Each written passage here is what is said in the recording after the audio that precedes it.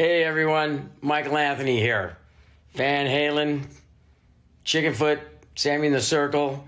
But anyway, you're listening to the only podcast that is dedicated to breaking down the entire Van Halen catalog one track at a time. And the podcast will rock. Ow! Hello, baby!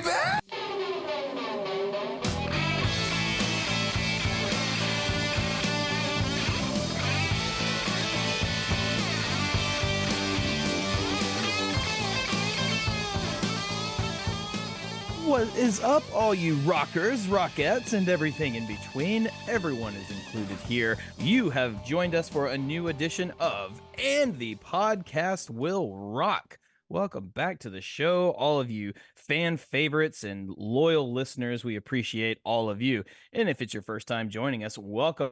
Let me break down what we are doing here. We are the show that dives into the catalog and discography of one of the greatest rock and roll bands of all time, Van Halen, the mighty Van Halen, and we do it one track at a time. We spin a wheel, we hit the track, and we listen to it, and we talk about it. That's basically what we do here because that's just the fun way to do it. And I am your co-host, Mark Kameyer. With me, as always, Corey Morissette. Corey, how you feeling this week, man? Very cold. Winter finally found us here in Canada. It was really nice. Like we're talking like, 0 to like +5 or 6. Like we're walking around in shorts, shirt sleeves. I'm sporting my Plentywood, Montana shirt design that you can find only at the End of the Podcast Will Rock merch store. You can get the link on our website, podcastwillrock.com. But winter found us this week. Yesterday was -20, -30 something with the wind chill, and we got some snow. So we're buried in snow again, -33 again today with the wind chill. So miserable day, but I feel like I can't complain too hard because we're usually getting these temperatures in November, not January. So I guess I could take the cold for a little bit. Hopefully it all lets up by June, I'm hoping. Well, that's the price you pay for living north of the wall. And when the cold winds rise, the dead rise with it. So be on alert up there, Corey. You don't know how accurate you are, Mark. Oh yeah. That's anytime people from Canada talk about it, it was like, well, you guys are north of the wall, so you bunch of wildlings up there, you free folk. Just steer clear of the mammoths, the giants, and the blue-eyed monsters. That's right. And as long as you can do that, you're good to go. Never mind the fact that in the southern U.S., in the Atlantic, there are cocaine-ridden sharks that are just swimming all about, high on cocaine. This is real. This is a digression from the show, but I don't care. I'm mentioning it because I saw a video and it terrified me. Cartel dumping cocaine, just massive amounts of cocaine in the ocean, and sharks have been getting into it. They have footage of the sharks getting into these discarded piles of cocaine, and they are just wreaking havoc in the water. We had Cocaine Bear. That was a fun time, right? Y'all had a good time with Cocaine Bear, based on a true story. Actually, in my home state, that took place. It was a real story. Now, how do you feel about cocaine sharks? On top of that, we are being riddled with a series of tornadoes more this past year than I think I've ever seen in my life. So, Sharknado, Shark Coke-nado? I'm thinking a new franchise is on the way. But I'm just saying to all of you divers and swimmers of the Atlantic, be warned, be cautious, and do not try to outswim a cocaine shark. You will fail. There is a movie, Cocaine Shark, too. Like, it sounds like an Asylum movie, and I think they did make a cheap, well, not Asylum, but somebody made a cheap ripoff movie called Cocaine Shark. And now that's based on a true story. Well, I got to tell you, I'm pretty sure the tornadoes in your area are going to simmer down now that we've done Humans Being. Now that we've got that song off the wheel, probably less tornadoes. One can only hope, but we will cross that bridge when we come to it. All I'm hoping for, speaking of cold winds rising, look, we're feeling those cold winds that have been blowing your way, and we're going to get a little taste of it. But enough about the weather. Let's talk about some Van Halen. What's going on in Van Halen news?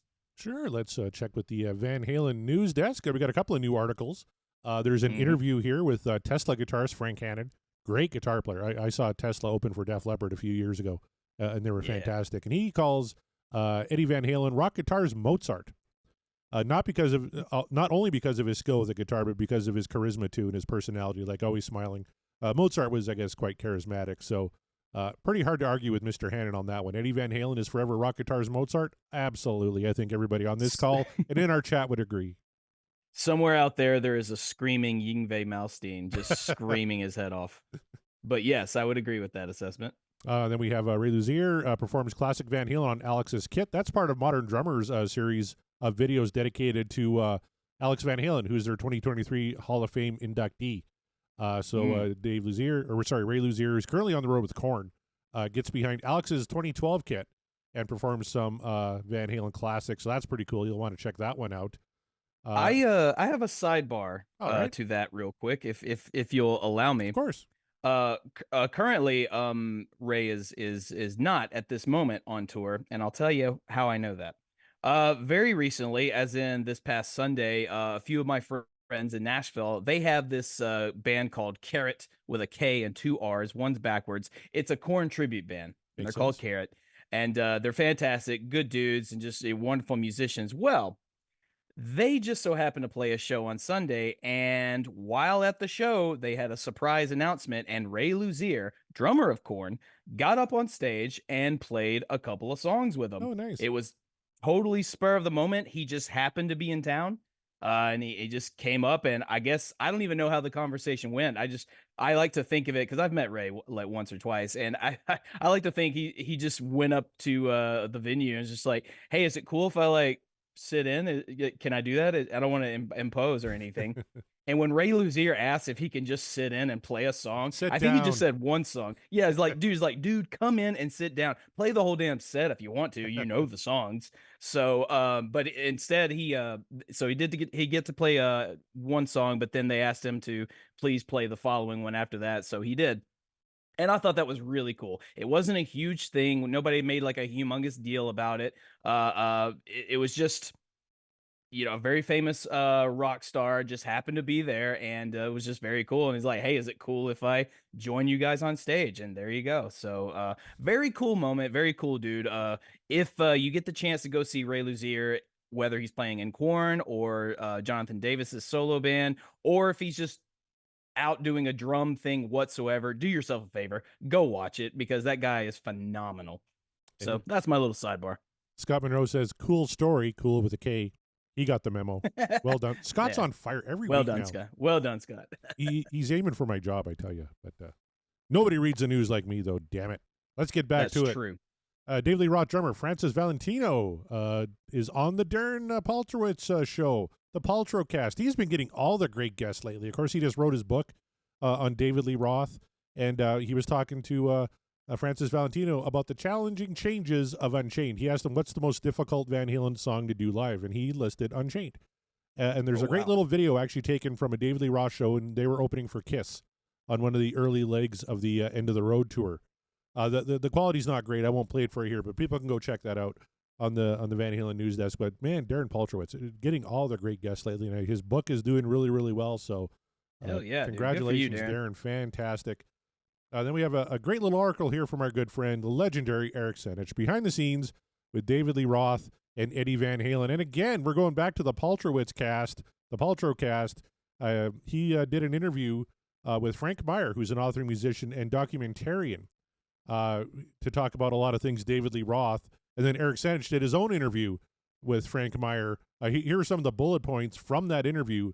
They talk about hanging out with the Zappas, playing the guitar Eddie gifted to Dweezil, which is a very famous guitar, meeting Steve Vai, hearing Ross Eat 'Em and Smile songs before anyone else, meeting Eddie Van Halen, interviewing, hanging out, and getting drunk with David Lee Roth at his mansion, Dave's gigantic joint. Now, I don't know if that's his member or if that's an actual joint.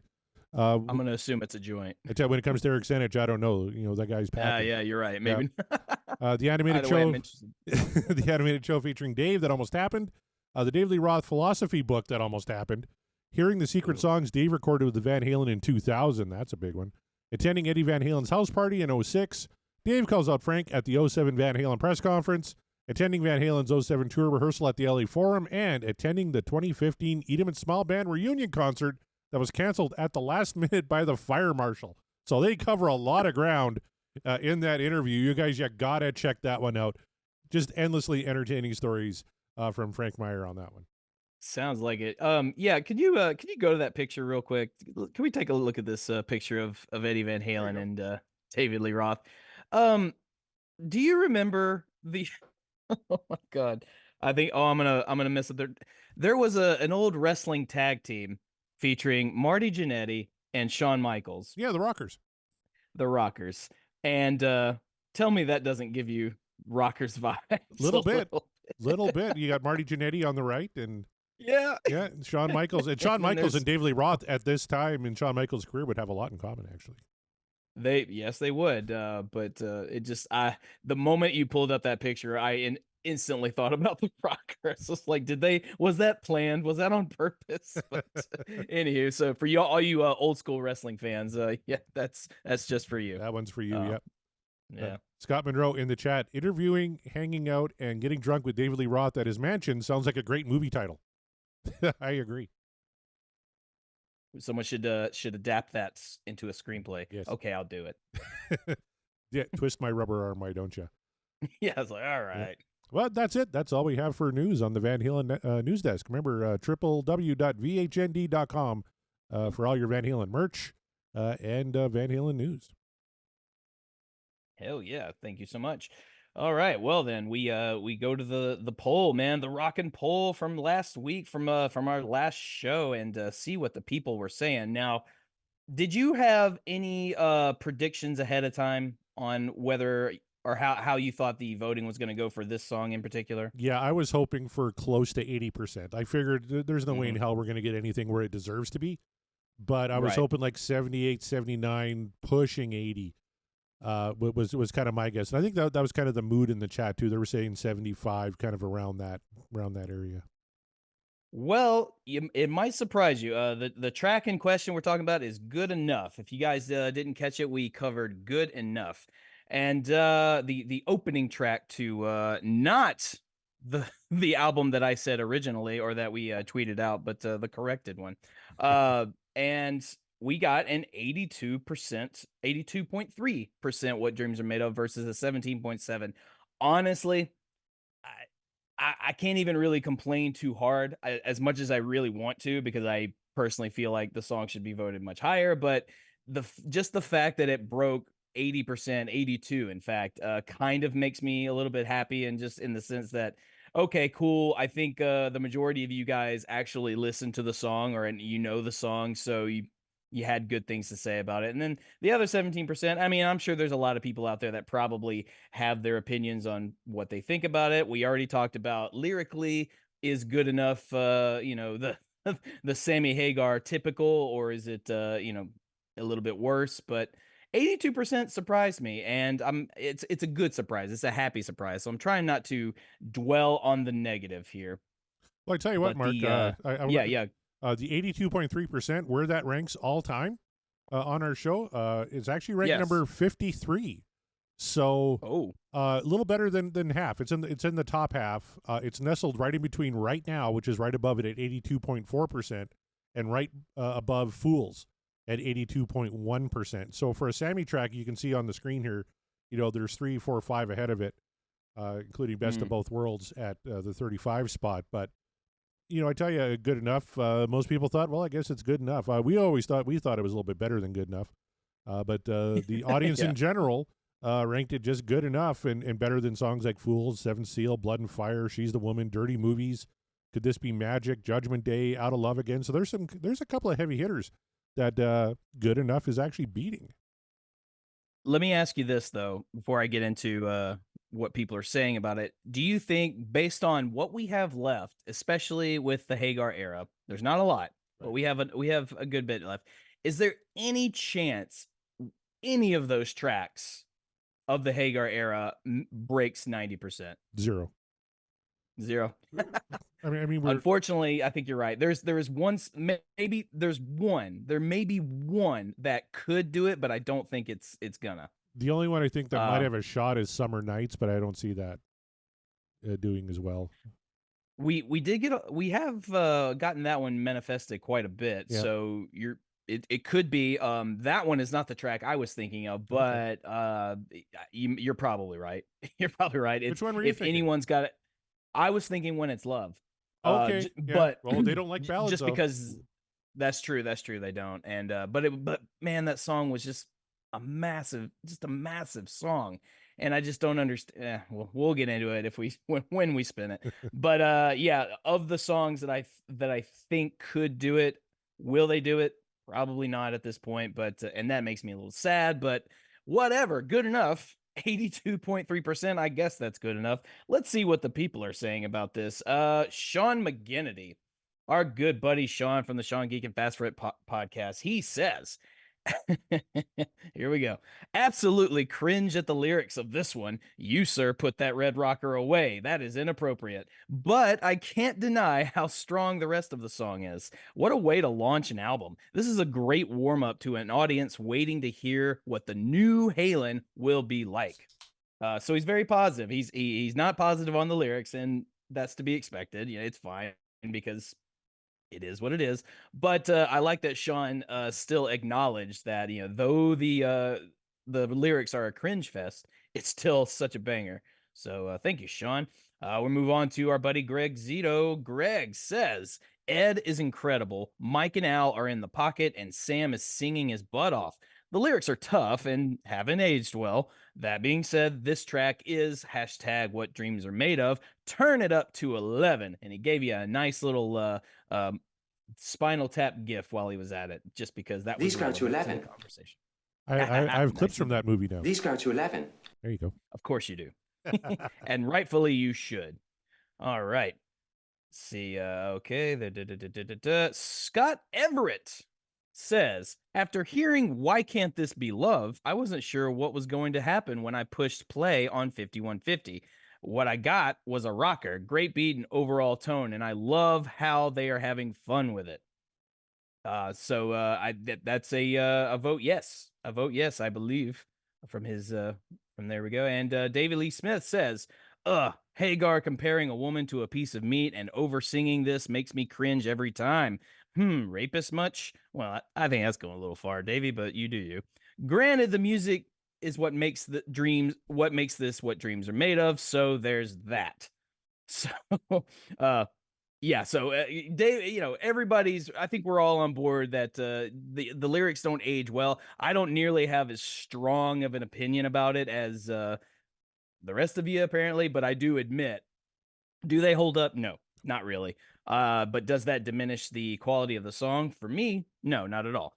So there's the tweets. We're going to move on over to our Discord. And guys, we say this every week, but I'm going to say it again. If you want your tweet guaranteed read on the show, join the Patreon. Not only that, you'll get access to our Discord where you can basically just say and post as much as you want, and I'm going to read it because if you join the Patreon, that's one of the perks. I get to read your nonsensical awesomeness. It's not nonsensical. I'm just playing around. So let's see. Starting with, I believe, Ryan Powell, our good buddy Ryan. I think, or is that? Oh no. I'm sorry. That was not yet, Ryan. Scott Monroe, on the other hand, says, good enough has more than enough going for it to be what dreams are made of. You guys said it. What a way to open the first album with Sammy. He says, I'm looking at you, Van Halen 3, quirks and eyebrow. Sammy's howling and affectations are so on point for this high energy, playful opener. Sweet, silky Mikey is there to make it all that much better with his harmonies, and Alex is a tribal warrior in lockstep with Eddie's frenetic flourishes. It all builds to the extremely satisfying "come on" outro section with classic tapping that winds up to a concert ending. This is every bit as good as and swinging as David Lee Roth era party rock. It's also forever associated in my mind with the iconic Spaceballs diner scene that features the first minute of the song, which deliciously reflects the lighthearted late 80s sensibilities both the movie and the tune are going for. If you downvote this song, you are a thief of joy. Yes. Chew on that. Well, there said. you go. That's Scott Monroe saying it. That's not me. So I'm saying take it too, damn that. it. That's my hashtag, thief of joy. 100%. He's right. Absolutely right. Let's see. And this is comes from Chad. Chad's a new Patreon, I That's believe. right. Yeah. Chad says, good enough. Nope, great enough. If my old ass memory is correct, the Easter Bunny brought me this tape. I was so excited as this album was a total Reese's Peanut Butter Cup moment for me. Nice. Two bands I really liked getting together. What could be better? Like chocolate and peanut butter. I got what you were saying there. And I tell you what, when I bit into that first bite of Good Enough, I knew I was going to be a fat kid forever. Sammy was loud and even more fun than he was on VOA. The tempo was fast. There was a palatable energy. This was not my older sister's Van Halen. I still love the song to this day and have not grown tired of it despite the shitty recording and the awful and dated electronic drum sound. The song ushered me into my Van Halen era. So what I'm getting from you, Chad, is that the Van Halen era or the Sammy era of Van Halen is your Van Halen. And you know what? I'm not mad about it. So good on you. And thank you very much. Let's see here.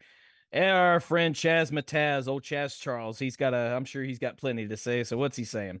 He is saying, good enough to have been the lead single, and Jesus, if it had been, I'd have suited up with it a lot quicker. This song, it's everything that was Ed at the peak of his powers.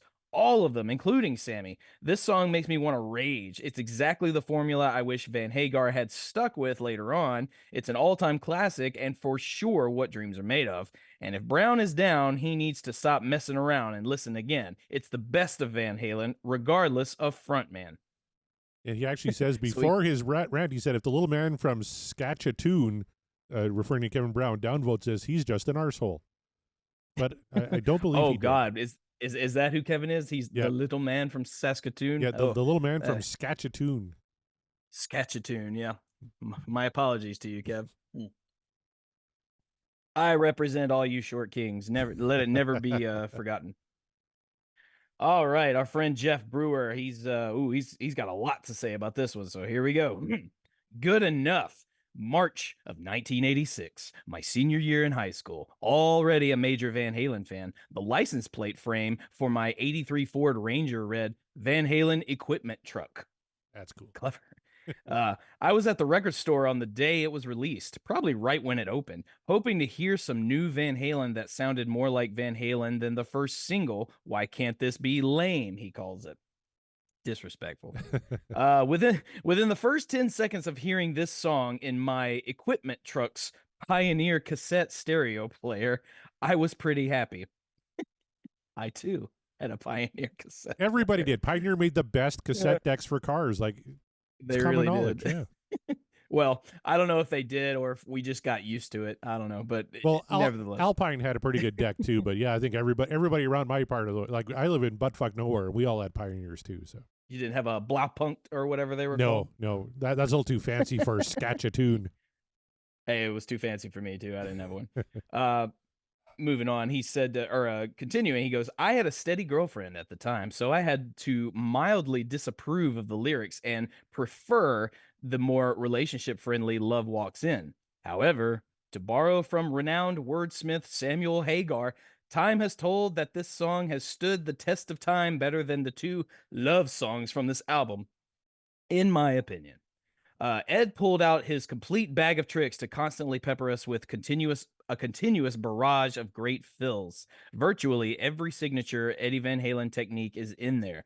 Tapping flurries, pinch harmonics, squeals, rapid fire open string natural harmonic runs, bended tap harmonics, and a cool and interesting melodic line leading into the chorus. Yes, the lyrics are juvenile, and I tend to give Sam a bad time about some of his lyrics over the years, but this is pretty tongue-in-cheek and harmless.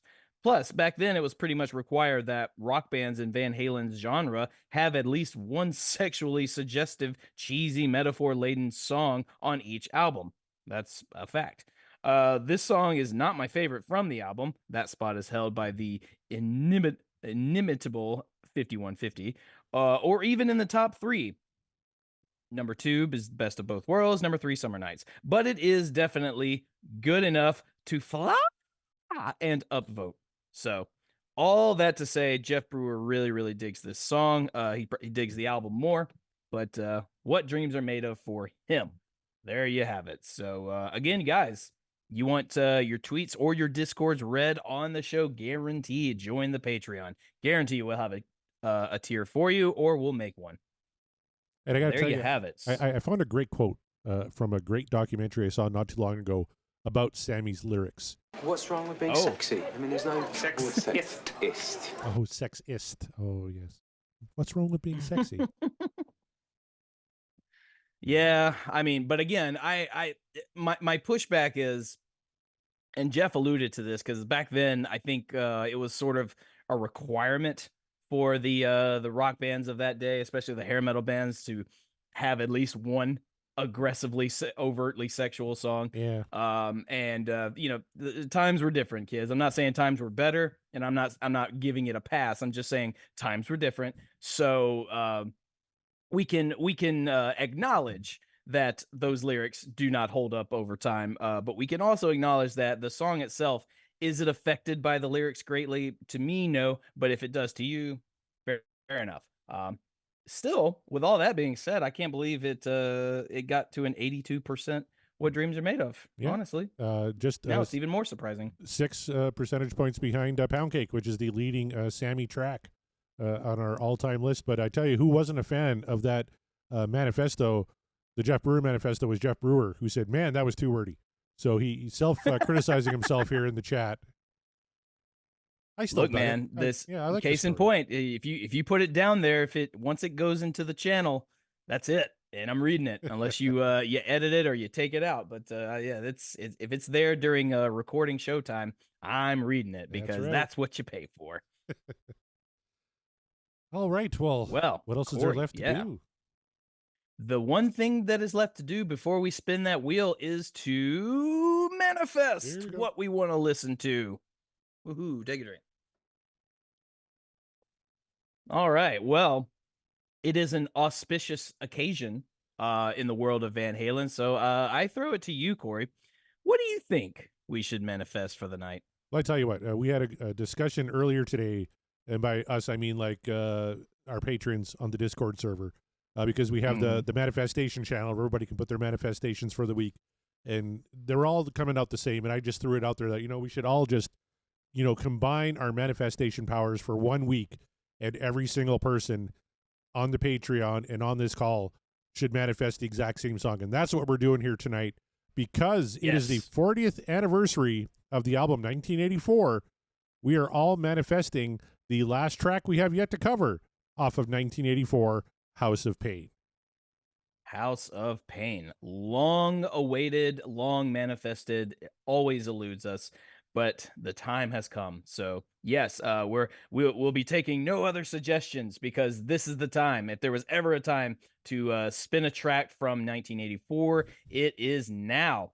So put all of your manifestation powers into that wheel. You look at the wheel in its eye and you go, listen, you bitch, you're going to spin the song that we need, because we need it. We need to do this. It's time. So Voltron manifestation. Yeah, that probably pissed her off a little bit, but we'll see. I'll deal with the ramifications.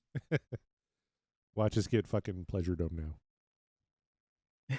Hey, that would make me. Oh no, that would be such a shame. All right, should we go over to the wheel? We should go over to the wheel. We should prime this thing. How many lurkers we got? Well, last time I checked, we got 4 people watching. And we got 2 of us here, so that's 6. So I'm going to shuffle this thing 6 times. 1, 2, 3, 4, 5, and 6. What do you say? I won't make you do it 40 times for the 40th anniversary. Yes, thank you. Thank you. All right, you ready to go? I'm ready. Let's do it. Here we go.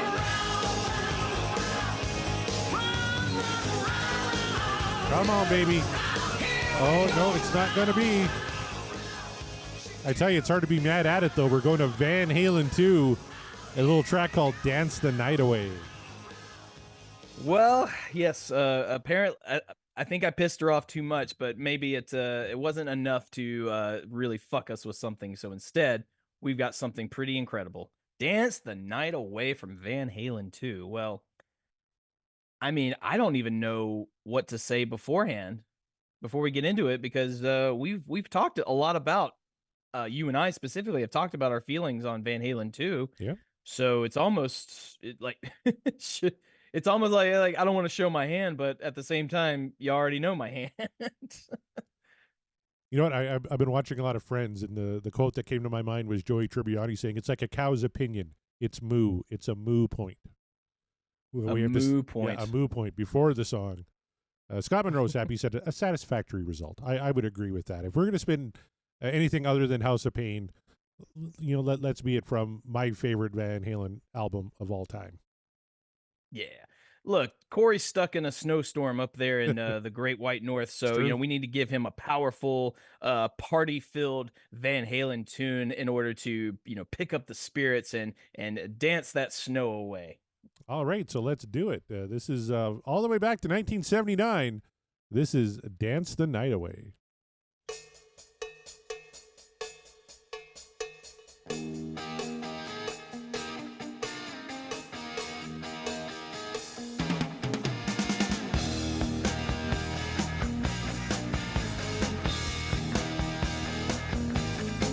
Have you seen her? So bad and pretty, moving with a style and ease. And I feel her from across the room. Yes, it's love in the third degree. How do you feel about a cowbell intro? Love a cowbell intro. Anytime there's cowbell, I'm a happy guy. No issues at all with the cowbell. How about you? Sometimes you can overdo it and it can come across as extremely obnoxious. For whatever reason, it doesn't come off that way when Alex Van Halen does it. And maybe it's just because the sound of it just fits how this song is structured and just how we know the song is going to go. And if there was ever a perfect time for a cowbell utilization, I think it's for this. And it was subtle. It wasn't in your face. Yeah. It wasn't in your face Exactly. cowbell. It was nice and subtle. Do you know which song inspired this one? Ooh. Think, No, I don't. Fleetwood Mac. Go Your Own Way. And I got that little tidbit from the Van Halen Encyclopedia. That's how I know it's right. CJ Chalvers, he never gets his stuff wrong. But yeah, apparently this is the first song they ever just kind of wrote and recorded in the studio. They just got to put it all together in the studio. And it was inspired by Go Your Own Way by Fleetwood Mac. Interesting. Okay. So now I'm gonna be. I mean, I know how this song goes pretty well. So I'm sort of listening in my head and kind of looking for the references, maybe, or like where the inspiration might have come from, and with "Go Your Own Way." Maybe it's in the chorus with the harmonies. I don't know. But that's a cool piece of information, though. Melody, tempo, definitely has a Go Your Own Way vibe. I did find a little quote I guess here that's true. on the lyrics. The song was inspired by a drunk woman who had sex with her boyfriend in the back parking lot of Walter Mitty's in full view of the band, then danced for hours in the front row of the club with her jeans put on backwards. Which is about as Van Halen a story as you can get. Yeah, like why wouldn't you write a song about that? Like I want to write a song about that. I'd have to like reword it, obviously, but like that's amazing. Yeah. That's exactly the kind of story that you would write a song about. That's amazing. All right, let's keep going. Won't you turn your head my way? Come on, take a dance. You're old enough to dance the night away. Oh, come on, baby, dance the night away. So you kind of get a little Dave influence, I think, on the chorus. It's very pop sounding, right? But those harmonies yeah. are they're so great. Like I love a really good pop tune too. And you want to give me a poppier chorus? I'm not mad at it. That was fantastic. I love that chorus so much. No, and right away, they do the thing Van Halen loves to do, and they do really well when they want to do it. And it's a very simple chorus. It's just the title, just singing the title of the track, and it's like Van Halen has so many of those, and they're great because it's got the right hook, like the melody's in place. You have the perfect combination of of just the structure of the song, Dave doing his thing, and then of course, what really sells it is clearly the harmonies. Yeah. And if I'm alone in thinking that way for this song in particular, I'll die on that hill alone. I tell you, Scott Everett in the chat, I think, put it pretty well. A rocker you can dance to. This is what makes Van Halen unique. This is why they aren't heavy metal. This is why Van Halen stands alone, because they can ride that line between heavier hard rock / heavy metal to your more poppier stuff. It's very much a poppy riff. It's very much a poppy chorus. The way they harmonize is kind of pop orientated, but it's still very much Van Halen. And this was Van Halen II. This was their sophomore album. So they've been doing this for years, you guys. It didn't change when Sammy joined the band. They've always done this. Ugh. Alive wire, barely a beginner, but just watch that lady go. She's on fire, 'cause dancing gets her higher than anything else she knows. Ooh, baby, baby, won't you turn your head my way? Ooh, baby, baby, well, don't skip romance, 'cause you're old enough to dance the night away. Oh,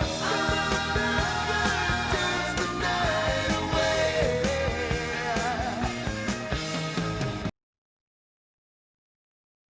Also, something to point out, just as I'm listening, this might be, if I really think about it, this might be one of my favorite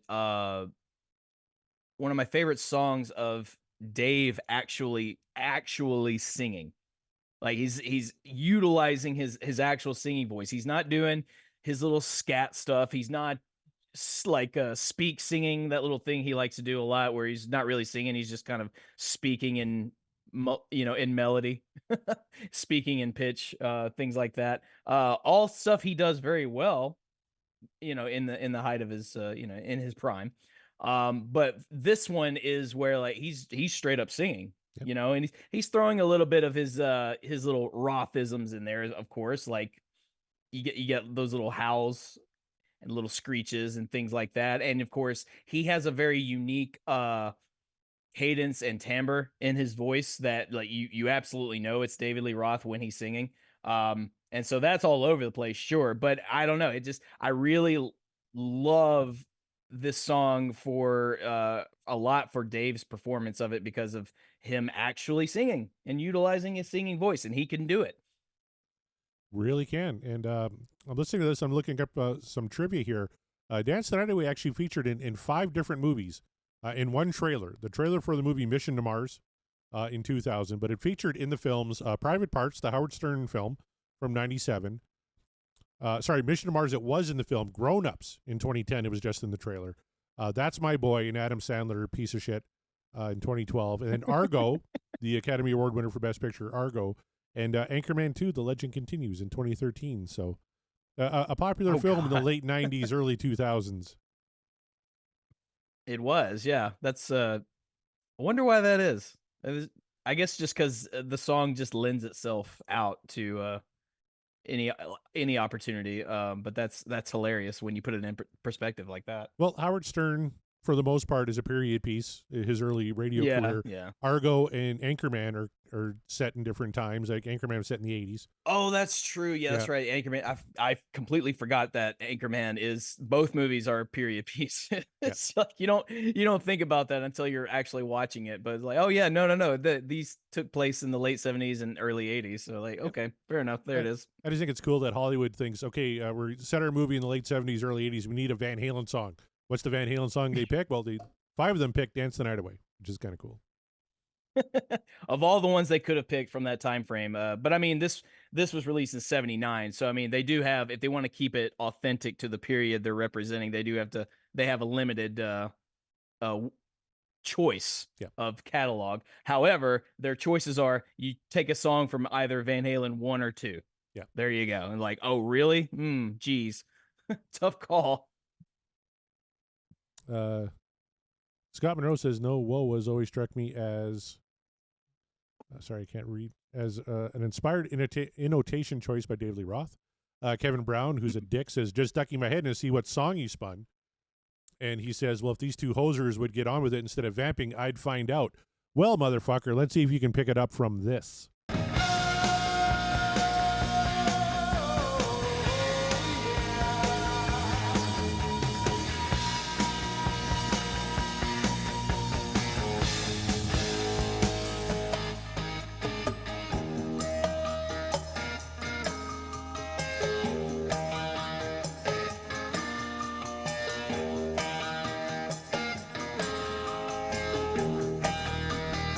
All right, now we don't get a typical Eddie Van Halen guitar solo. We just get like a nice little poppy musical interlude and then a nice little breakdown section before we're going to get a mighty powerful Alex fill and then back into the chorus. But what did you think not getting, say, a proper Eddie Van Halen guitar solo there? Hot take. Didn't need it. I think if he had done that, I don't think the song would have worked. Like I think the entire song would have been kind of like, like people might have been okay on it, but then I really think it wouldn't have come across as well as it did. And I'm sure there's plenty of people that don't like this song because it's a little too poppy, but it didn't need it. It did not need a rip-roaring Eddie Van Halen solo. Nope, just keeping it very subtle, keeping it very kind of loosey-goosey and fun and poppy, and it is what it is. And that's not, we have to remember the term pop in music, especially when you're talking about a rock band, wasn't a bad thing. Like, that's not a dirty word. That's just how it was, because pop literally stands for popular. So what it has become, we can have a conversation about that later, a rant, if you will. But back then, if it was pop, that could have it likely meant it was a rock and roll song that was just very, very popular. So I don't think if you put shreddy Van Halen solo in this, it would come across very well. Do you agree? 100%. 100%. Eddie Van Halen always played to the song. And like you said, this is a song that doesn't really require guitar pyrotechnics to get its point across or to show his mastery, right? It's all about melody. It's all about harmony. It's all about just feeling good. And this song doesn't require that level of technique. What it requires is what we're going to get, and that's this big-ass soaring chorus that I'm going to play for you right now.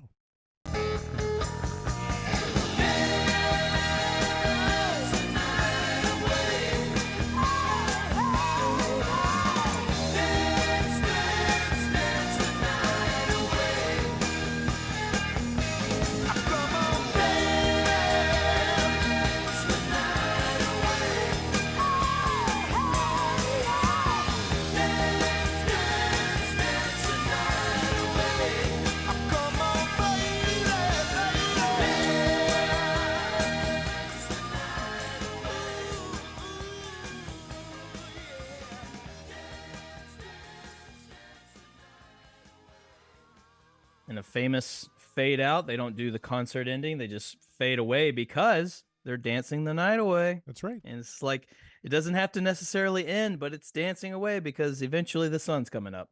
And I also just want to point out that I love that Kevin Brown called me a hoser as well. Even though I'm not. You're an honorary hoser. You're an honorary hoser. Not really. Cool. Although we did find out that my last name does come it's French Canadian, right, as opposed to off the boat from France. So I thought that was a neat find. And one of these days I'm gonna come and find my great white northern relatives. Hopefully they're not a bunch of degens from up country, but we'll find out. All right. Well, I guess it's that time to vote. I'm going to throw it to you first. You usually throw it to me or to the guest first. So I'm going to make you vote first here tonight. So the question becomes, Dance the Night Away from Van Halen 2. Is this what dreams are made of, or is the dream tragically over?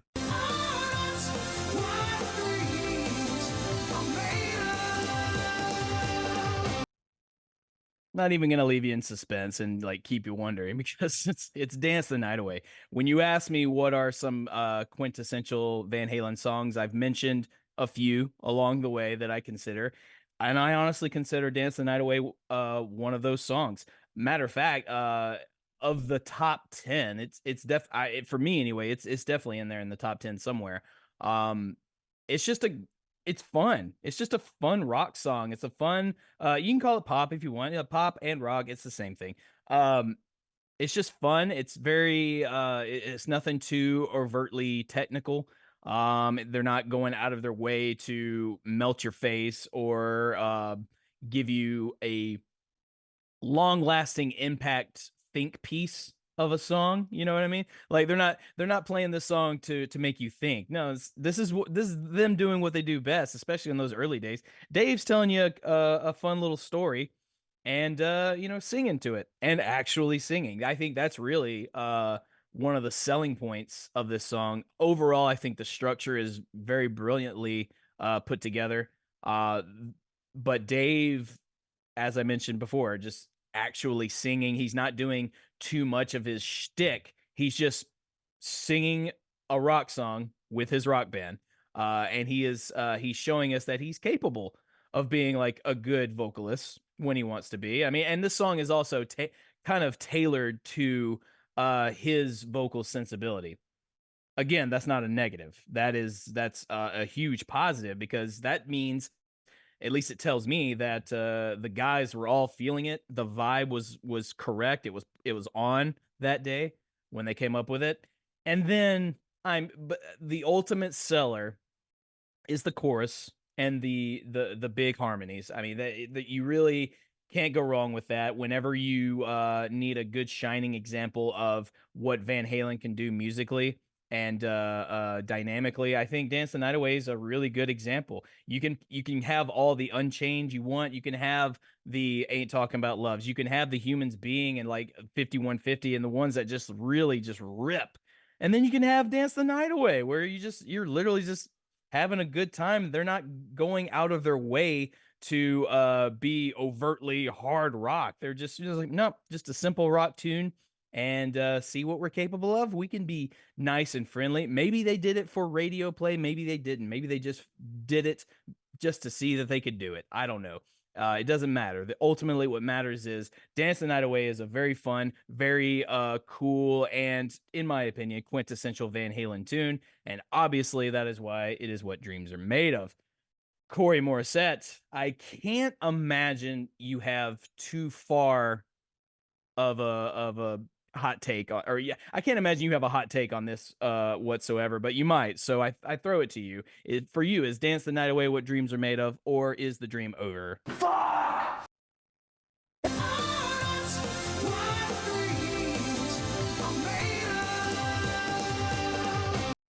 Perfect little piece of pop rock. Just unbelievable. I love Dance the Night Away. Van Halen 2 is my favorite record from this group. From You're No Good all the way down to Beautiful Girls. I love every track on this thing, including Dance the Night Away. Great second track.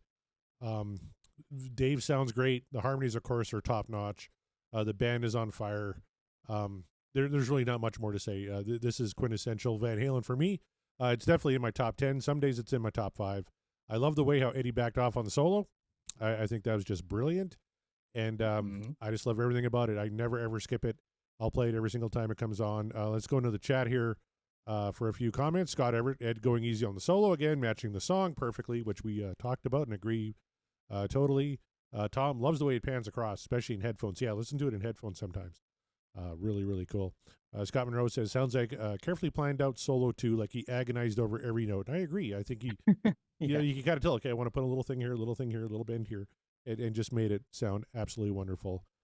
Scott Everett, as slimmed down as it was still awesome watching him tap away and creating magic in that video. Absolutely. Dancing off into the sunset, says Scott Monroe. He also says, hot take, this could challenge little guitars for the highest percentage of what dreams are made of. Scott Everett doesn't agree. I got to go with Scott Everett on this one. I don't think so either. When I think about this song and I think about the scores, I'm thinking, you know what we're looking at? Probably 87, 88, which would put this song second on Van Halen 2. Actually, no, be fourth. Actually, no, we got a ton of good You don't stuff think on this one could break 90? I don't think it can break 90. No, if you're looking at Van Halen 2, and I think I can actually bring it up here. You're No Good's 84%. Bottoms Up is 94.4%. Out of Love Again Ooh. was only 80. Light Up the Sky also 94.4%. DOA 96.2%. That's the leader on this record. And then Woman in I'm Love still shocked by 93%.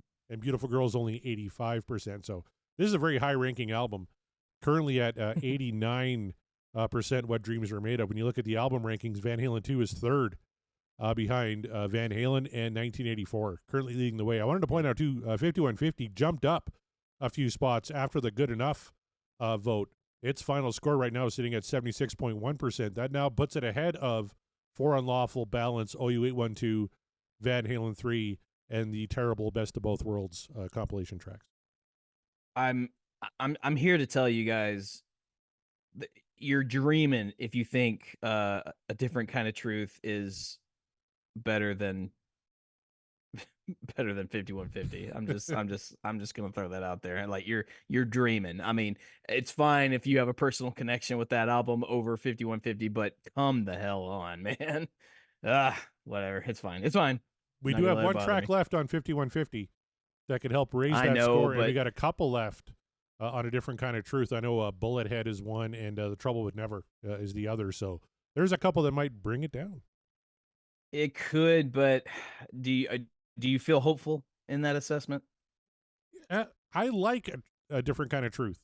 Do I like it more than I know you do. 5150? No, but That's what I'm saying. Yeah. Like it's I'm not like dissing it as a terrible album. I'm just saying I think 5150 is the clear winner of those two. yeah. So I would mean, agree with so that. it stands to reason that like 5150 I think should be I think it should be miles ahead, but I mean, even if it's just like one ahead, I feel like it deserves to at least be above a different kind of truth.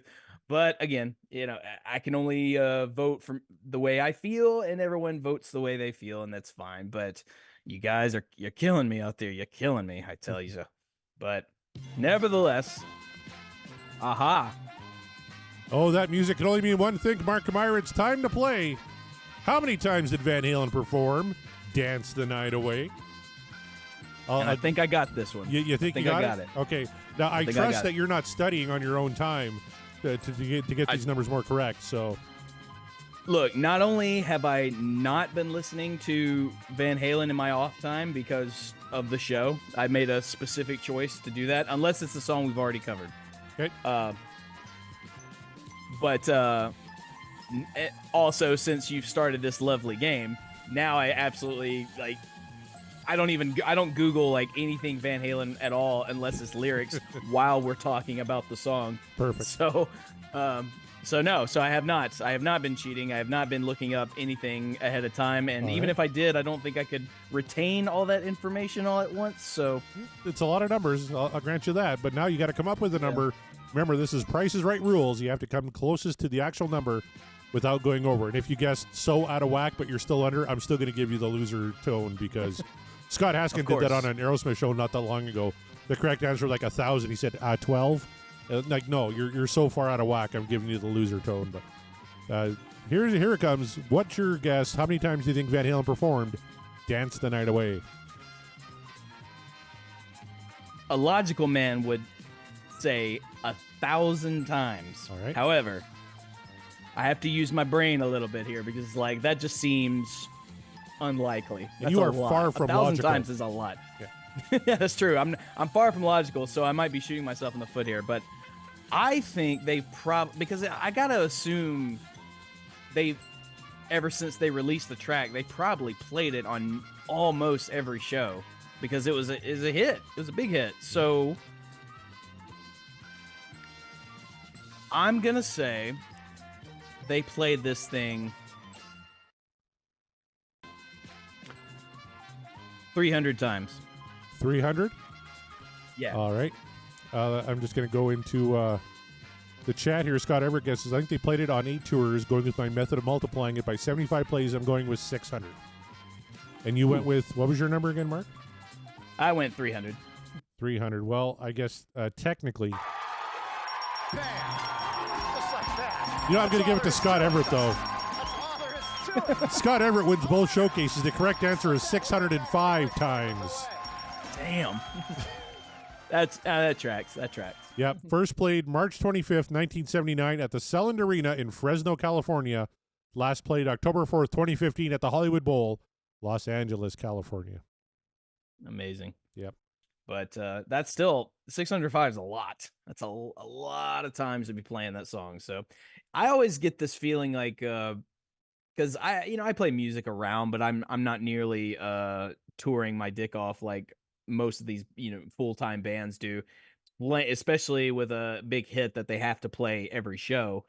Yeah, I get this like weird anxiety feeling of just, do I really want to be a full-time musician and have like a hit song? Because that means that I have to play that song all the time. What if I get sick of it? What if I actually hate it? Like what if I hated recording it and then it became a hit and now I have to constantly sing it? Like, and I guarantee you plenty of bands go through that. I know for a fact the guy from Warrant despises Cherry Pie. He hates that song. Well, He Jenny hated Lane writing did it. too. Yeah. Well, Jenny Lane, before he died, said that. But I think even the new guy with Warrant is probably pretty sick of Cherry Pie. Sick of that. I mean, the guy, Quiet Riot, they didn't write Come On Feel the Noise, Right. but they covered it and it became a huge hit for them. And it was like, well, great, we gotta play this damn song. They did it on a dare too. They recorded that thing in like one take on a dare just to see if they could do it. They didn't realize it was going to be like the one song they're known for. That's the power of Slade. And then the next album, they did another Slade cover, Mama We're All Crazy Now. So yeah, don't underestimate the power of Slade, my friend. They're a pretty good band. Power of Slade. Yeah, I like that. Ooh, maybe that'll be a new band name, like the Power of Slade. Slade tribute band? I'm in. Can I play like triangle or something? Fuck, I can't play a real instrument, but I can like, play the spoons. You'll play the cowbell and you'll like it. I can do it. I can do it. That's amazing. So there you go, guys. Mark loses that game once again, but we all win because we spun a really awesome, great, very popular Van Halen track with Dance the Night Away. I will hear no slander about this song whatsoever. You hear that? So, this week, when you're throwing in your tweets, when you're voting in on the song and you're on the Discord, looking at all you lurkers out there, don't you be slandering Dance the Night Away. And if you are going to slander it, at least give me a good reason as to why. That's all I ask. So, well, we have an early What Dreams Are Made Of in the chat. Chaz Charles just showed up. What did we spin? So they told him Dance the Night Away. He goes, "Fact. What Dreams Are Made Of. Most inspired, brilliant use of arpeggios ever. Love playing this live." That would be a fun one to play live. That's a good call. Unless you're Van Halen and you played it like 605 times plus, then it's probably less fun. But yeah. Josh in the chat says Toto passed on Danger Zone in case it became a huge hit. Like, that's interesting. Ooh, that is interesting. Wow. Toto during Danger Zone. And then Scott Askin says Steve Morse said it best. Imagine you could press a button and make 20,000 people scream. Wouldn't you want to push it? Yeah, I would. Damn. Now oh my God, that's going to cause my brain to spiral. I'm like, what the fuck what would Danger Zone sound like by Toto? Right? Oh, I want to hear it. And I love Danger Zone from Kenny Loggins. And look, Kenny doesn't hate that song as many times as he's performed it. You want to know why? You know how much money he makes from Danger Zone? To this day. A lot. Yeah, Top Gun Maverick becomes $1 billion movie, and he's rich all over again. You heard like maybe a good 8 seconds of it in the new Top Gun movie. Maybe 8 seconds, but that 8 seconds wrote him such a fat check. Not to mention he probably has like some back end deal with his songs played in films. So Top Gun Maverick was $1 billion box office hit smash. Yep. So all those times it played, Kenny got paid. So sometimes it's okay to write a song that's gonna be a hit that you might get sick of because you just market it out to the film industry and they're just gonna play it ad nauseum and you just get a check every time. I know, so, right? Royalties, bitch. Steve Lukather has a new version of Toto that's hitting the road. I think they're opening for Journey, but they're actually playing Regina, Saskatchewan on a solo headlining date coming up soon. I'm tempted to go and just yell, "Play Danger Zone, you hacks."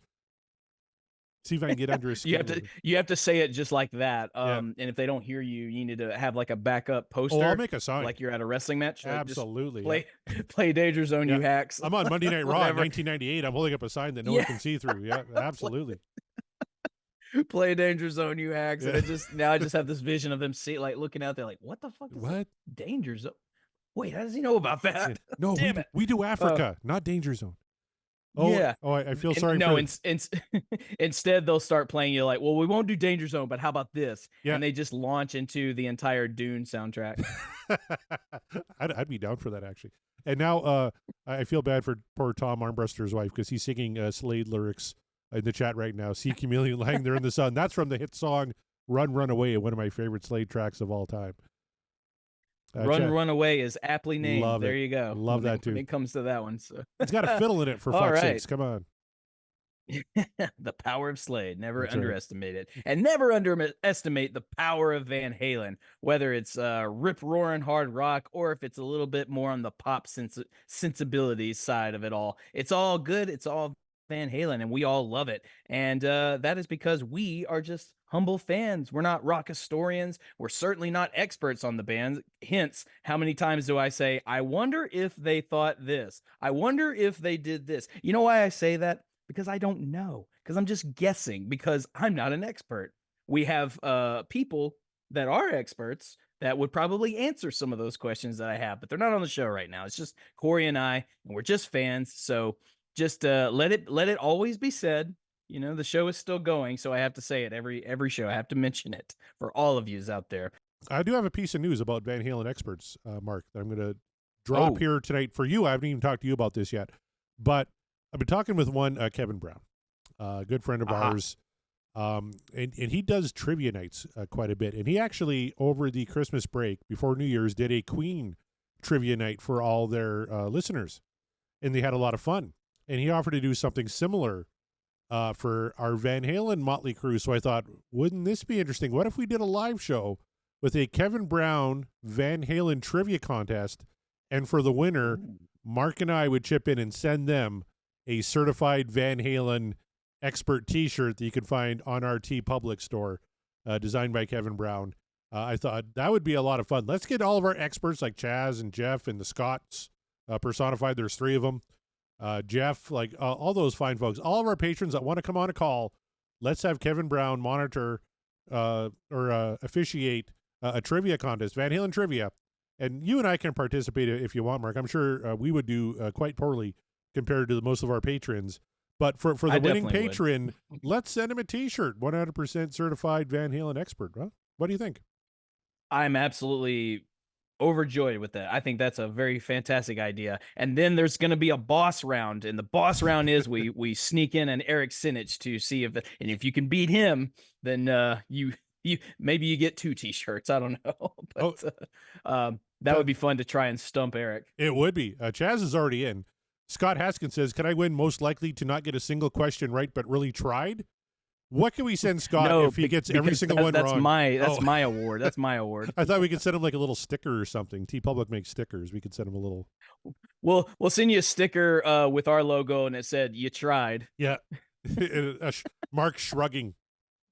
Yeah, it's just me, just over here. So, and speaking of Kevin Brown, Kevin, if you're listening or when you listen to this, if you want to see a live video of myself in karaoke performing a very popular Queen song, I'm going to need you to constantly hound my fiance because she has it. I don't have it. But and she won't send it to me, but she'll send it to you if you ask her. So you finally did go Dragon after Attack. Christy. Good. What's that? You finally did Dragon Attack in karaoke? Well, that's a spoiler. I won't spoil which one I did. Was it Give Me the Prize from a Kind of Magic? I will say it is from a Kind of Magic. It is not that one, though. It's got to be Who Wants to Live Forever then. I got to get this video. Christy, if you're listening, I need this video of Mark absolutely crushing Who Wants to Live Forever. Scott Monroe had the best idea. Scott Haskin will get a Notable Nudist T-shirt for trying. So that's a good. And we do have a Notable Nudist design. It's not in the store though because we didn't think who the hell would buy that. But we could probably get one made up just for Scott Haskin, the Notable Nudist. I think we Notable Nudist. Take my money. Josh wants one. There you go. Oh, well, all right. Well, now we have to put it in the store. But hey, yeah. So depending on how well or poor you do in this trivia game, we'll send you one of those shirts. So, that's right. Yeah, I think we can make that happen. I think I that'd be a can't lot wait. of fun. Yep. It's got to be a live show. I don't know. Yeah, Maybe obviously. end of January. Let's see if we can get Kev on board and come up with a cool trivia night. I know he does this all the time. I wasn't able to partake in his Queen one, but he's actually I think like every Thursday he does trivia nights. He's actually doing one tomorrow night. That's why he's not here tonight, because he's right he's on. writing questions for a trivia night. So I know he enjoys it. I can't wait to see what he comes up with. Unlike Chaz, who we asked for the season 1 wrap up of the Ultimate Catalog Clash, we asked him to come up with some Genesis trivia questions, and 90% of them are wrong. I'm sure in this case the questions will actually be correct, but I tell you, we got some good experts in our chat. Greg Zito, the Scots, like Jeff even said, even if I get one wrong, I will argue that I'm right, and he'll probably just beat us down like my children do. Like I just get so beat down. I say, the fine. American way. Yeah, it's like fine. You want to go play with matches? Fucking go ahead. I don't care anymore. Like just stop. So we'll ponder that and tinker around. It might not be end of January. January is kind of a busy month, but we'll figure something out, because I think that would be a really, really fun time. I think Kevin would have a lot of fun doing that, and I think you guys would have fun. So let us know. Tweet at us or message us on Facebook, or if you're on the Patreon, then you're right there in the Discord. You got a direct link to automatic all invite. of us. Yeah, if you're a patron, you're automatically invited. Anybody else? Maybe kind of either email us or message Mark on the Twitter or the Facebook machine, and kind of make your case why you think you could do well at Van Halen trivia and win one of these coveted gorgeous T-shirts. Yes, and if you want a sneak peek at what those shirts will look like or what you're in for, go to Podcast. I'll bring it up. Here we go. There it is right there. 100% certified Van Halen expert. I'll even let you pick the color, motherfucker. Look at that. We got heather, we got black, we got beige, we got fucking all sorts of things. Male fit, female fit, from small all the way to 5XL, or Corey size, as I like to call it. We will send you a shirt if you win Van Halen trivia.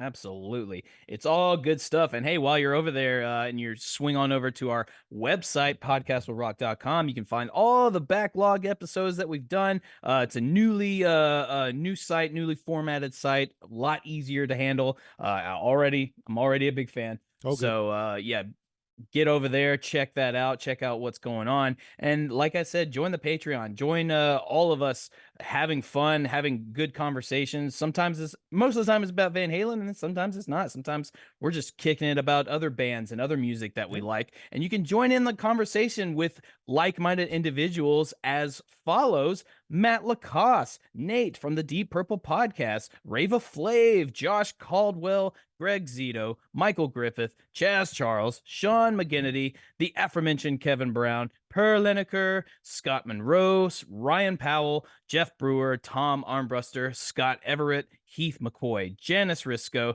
Brad Gould, Michael Triplett, Davey Lee Smith, and Chad Pollock. So thank you all so much for being a part of this journey, being a part of the Patreon, helping us keep the lights on, and being able to engage in awesome conversations that we love so much. So thank you so much for doing that. Keep it on up. By the way, we're still on Facebook, still on Twitter /X, whatever the hell it's called. We have an Instagram, but we don't really use it, so don't bother. Don't go there.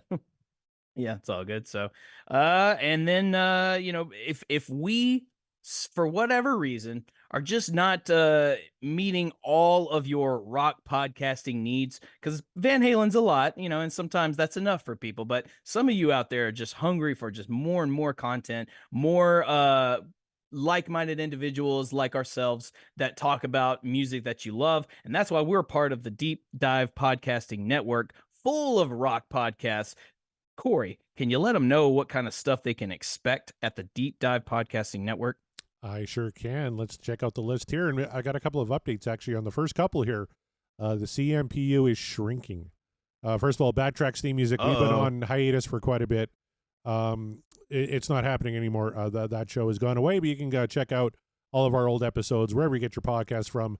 Also, Backtrack's Aerosmith Revisited is ending next week. Our series finale is happening next week. We kind of explain why in the show, but we're going to finalize our Aerosmith mixtape next week on that show. So check that out. Then, of course, we have myself and Kevin Brown at the Ultimate Catalog Clash, breaking down 1990s Metallica. Metallica, the Black Album Side C just dropped this week. Side D coming up next week. And then we get into Load and Reload right after that. That's a hell of a lot of fun. Then Kevin Brown, of course, has the Tom Petty Project and Seaside Pod Review with his good buddy Randy Woods. Very talented musician in his own right. Go check out his band, the Randy Woods Band, if you get a chance. Then we have Scott Haskin at Uriah Heep, the Magicians Podcast. Scott Haskin also does the Haskin Cast, which I was a guest on just this past week, and we reviewed the John Bon Jovi album, Blaze of Glory, from the Young Guns 2, inspired by the film Young Guns 2. So you can check out part 1 of that show right now, wherever you get your podcast from.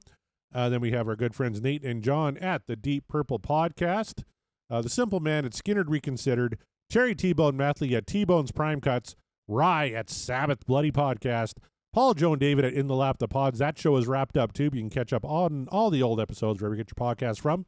Andy and Matt at Hawk Binge, Eric and Jonathan at Maiden A to Z, Daniel and Josh at Diary of the Badman, the Ultimate Aussie Podcast, Ben and Sam at Universally Speaking, the Red Hot Chili Peppers Podcast, George and Hattie at the Judas Priest Cast, Clay and Rye at North by South Podcast. That is a Canadian music versus American music show. That's a heck of a lot of fun.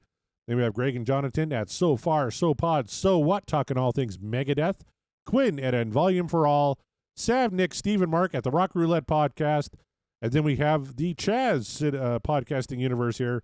And actually, Chaz and his group of co-hosts are going to be right here on the show next week. Chaz and Greg at Regarding Lulu. Chaz and Shats at Rush Rash. And Chaz and Wolfie at Regarding Roger. That's Regarding Roger Waters. Specifically, not Roger Moore, not Roger Whittaker. I've been corrected many, many times. Then, of course, you can catch all of our other friends that are outside the Deep Dive Podcasting Network, including the DLR Cast, the Bogus Otis Show, the Sean Geek and Fast Fred Podcast, You're All Doomed, a Friday the 13th podcast, Booked on Rock with the legendary Eric Senich, Dissect That Film, Three's Company 2, a rewatch podcast, and Pod of Thunder, the recognized symbol of excellence in rock and roll podcasting. This week, they had a good one. It was actually In Excess, Suicide Blonde from the X album. That's a killer fucking tune. That was a really, really good show. That dropped this past Monday. So go check out Pot of Thunder and a great, great In Excess tune from 1990. I'm just laughing now about a Regarding Roger podcast, but it's Roger Moore. That just sounds like that sounds awful. That just sounds like the most boring show. Oh, but no offense to you Roger Moore fans, but that just, unless you're talking about Bond, then I guess what else is there to talk about? Outside of Bond and Cannonball Run, what else did he do?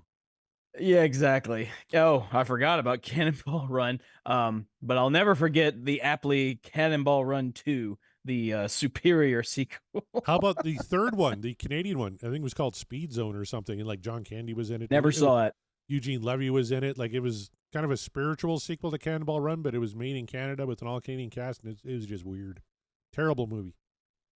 What's it called? I think it's called Danger Zone or Speed Zone. Maybe a Speed Zone. Speed Zone. All right, I'm gonna look that up. You had me at Eugene Levy and John Candy, so like it.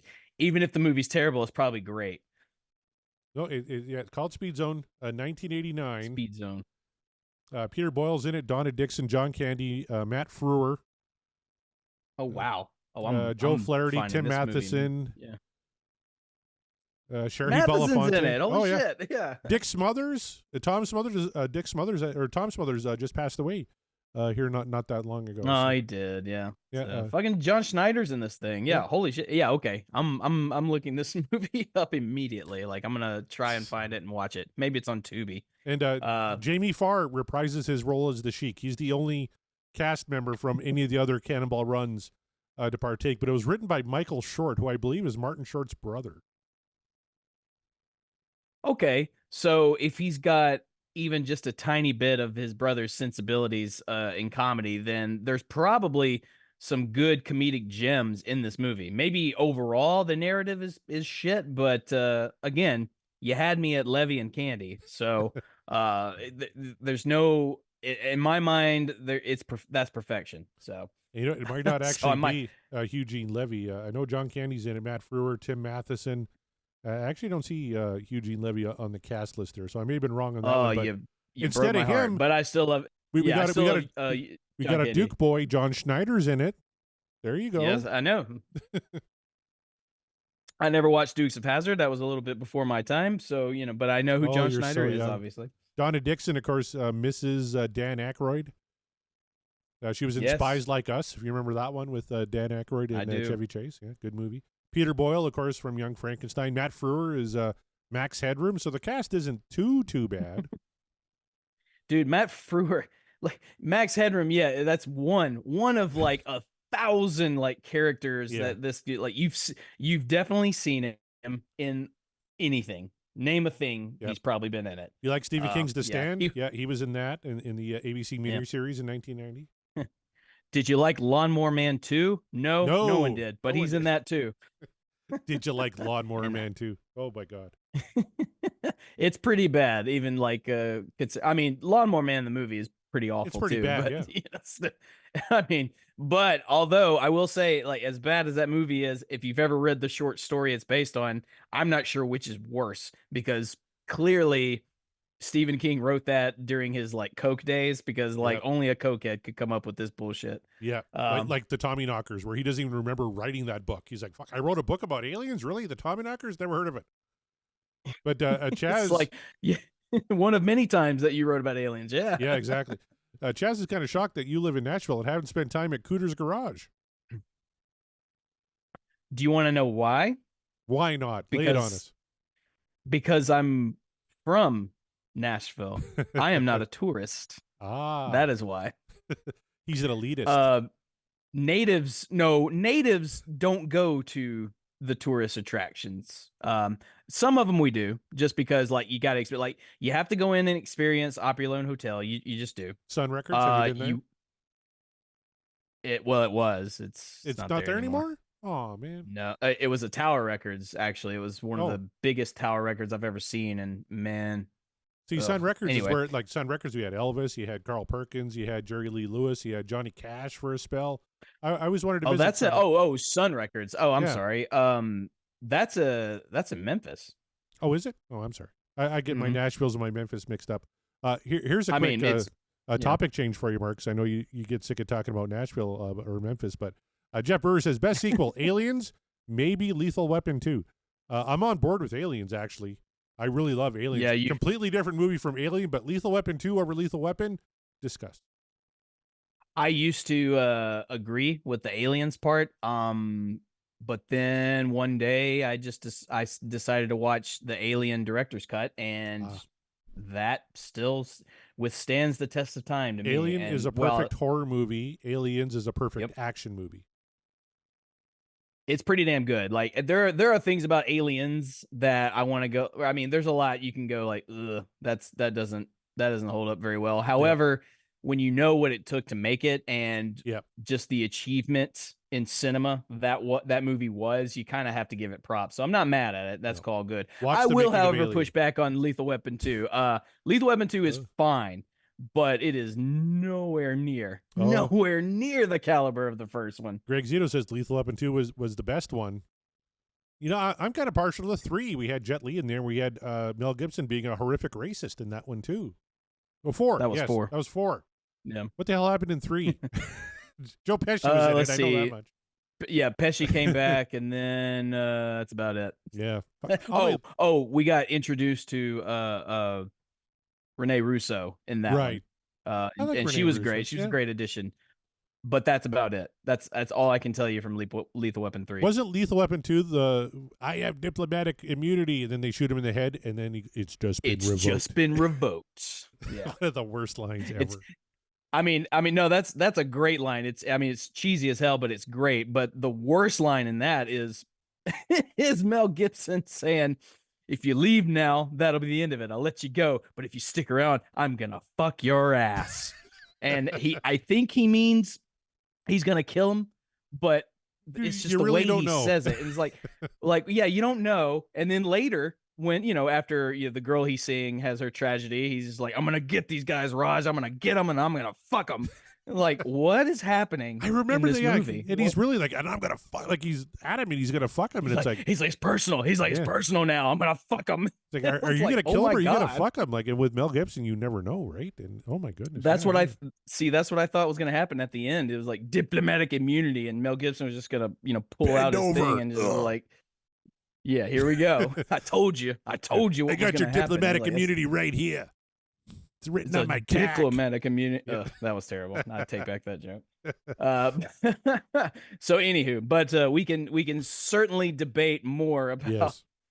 what sequels are better than the predecessor over in the Discord. So hey, if you guys want to jump in on that conversation, join the Patreon, get in on the Discord. It's a fun time, and we have great conversations in that chat. Sometimes I can't even keep up, and I don't even try, but it's great.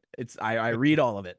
So on behalf of Corey and the Lurkers and everybody listening all around the world, we are And the Podcast Will Rock, and we will rock you later.